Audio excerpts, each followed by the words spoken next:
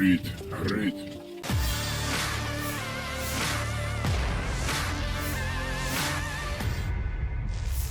Ramai beredar rekaman Давай. memperlihatkan detik-detik Rusia menembakkan radar Ukraina dari jarak dekat.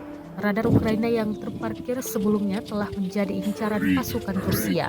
Rekamannya beredar di Telegram pada Selasa, 18 April 2023. Dalam keterangan unggahan disebutkan penghancuran altimeter radar jarak sentimeter Ukraina PRV 16 dari jarak dekat oleh pasukan Rusia menggunakan RPG di zona NMD. Tampak radar tersebut membara pasca disambangi rudal RPG. Beruntung tak ada korban jiwa yang dilaporkan dalam serangan kali ini, namun tidak dirincikan lokasi radar tersebut.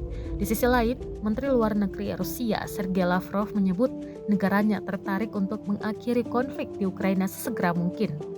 Hal ini disampaikan Lavrov selama konferensi pers bersama dengan Menlu Brasil Mauro Vieira di Istana Itamaraty di Brasilia. Давай. Огонь! Выстрел!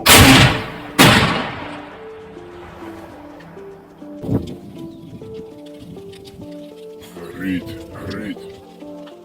Setahun berlangsung invasi, Rusia melaporkan 407 pesawat Ukraina, 228 helikopter, sebanyak 3.770 UAV, serta sistem rudal anti pesawat dieliminir sejak awal operasi khusus. Sedangkan dari kubu Kiev, Kementerian Pertahanan Ukraina melaporkan 470 tentara Rusia dieliminir dalam sehari terakhir. Total 183.130 prajurit Federasi Rusia meninggal sejak awal konflik hingga hari ke-419.